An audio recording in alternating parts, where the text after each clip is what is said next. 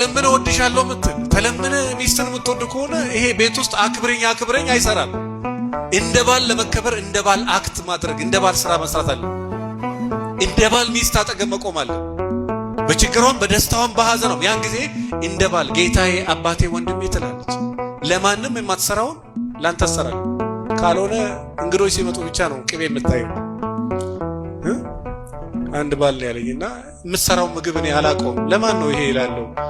ቴካዊ አስርተሽ ነው? ኧረ ራሴ ሰርቼ ነው። እኔ እኮ ቀምሼ አላውቅም አለ። እኔ ይሄንን በልቼ አላውቅም አለ። ለኔ ሲሆን እንደ ነገሩ ነካ አርጋ ይሄም ሲበዛብ ነው ትለኛለች አለ። እና ሴቶች ይስቃሉ። ያው ስለሚያውቁት ነው እናንተ ዝም ትላላችሁ እንጂ ዞሮ ለሚስት የሚገባትን ማድረግ። ለማን የሚገባትን? ያላገባህም ከሆንክ በደንብ ተዘጋጅ።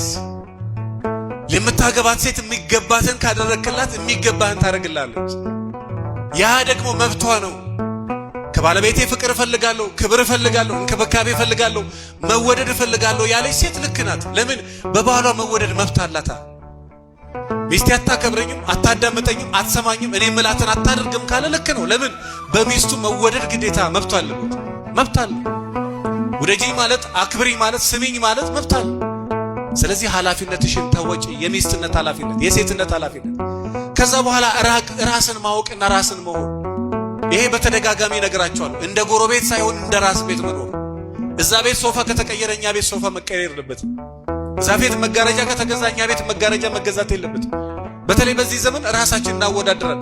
እሷ ጥፍር ከገዛች እቺ ጥፍር ትገዛለች። እዚች ቤት የረባ አልጋ ሳይኖር 300 ሺህ ብር ጸጉር ተሸክማ ትሄዳለች። እዛ ቤት የሆነ ነገር ከተገዛ እዚህ ቤት መገዛት አለበት። እንደ ቤታችሁ ኑሩ ወገኖች። እንደማን ቤት? እንደናንተ ቤት። ምን አገባን ስለዛ ቤት? እዛ ቤት እንዲያደርጉ እዛ ቤት ከሞቱ እኛ እንሞታለን። እዛ ቤት ከጠጡ እኛ እንጠጣለን።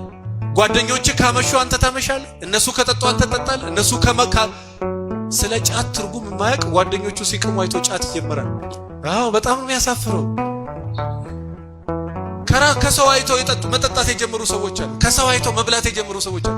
መስረቅ፣ ጉቦ የለመዱ ሰዎች አሉ። ከሰው አይተው እነሱ የለባቸውም። ከሰው አይተው መቃም፣ ማጨስ፣ መብላት የለመዱ ሰዎች አሉ። ከሰው አይተው። ወዳጄ አይምሮ ያለው ሰው መጀመሪያው ነገር ያያል፣ ከዛን ያመዛዝናል። ምን ይላል? ያመዛዝናል። ይጠቅመኛል አይጠቅመኝም ብሎ ያመዛዝናል። ካመዛዝነ በኋላ የሚጠቅም ከሆነ ውሰድ፣ የማይጠቅም ከሆነ ደግሞ ተው። ሰው ሁሉ ከጠፋ አንተ ትጠፋለህ። ቀጥ ያልክ ጨዋ ሰው ከሆንክ ጓደኛ የሚባል አይኖርም። ለምን? ሐሜተኛ ነው የሚፈልገው፣ ወሬኛ ነው የሚፈልገው፣ ተሳዳቢ ነው የሚፈልገው፣ ነገረኛ ነው የሚፈልገው። ጎንበስ ብለህ እጅ እስከሚላጥ ድረስ ቀን ስራ የምትሰራ ኖሮህን ለመለወጥ የምትሮጥ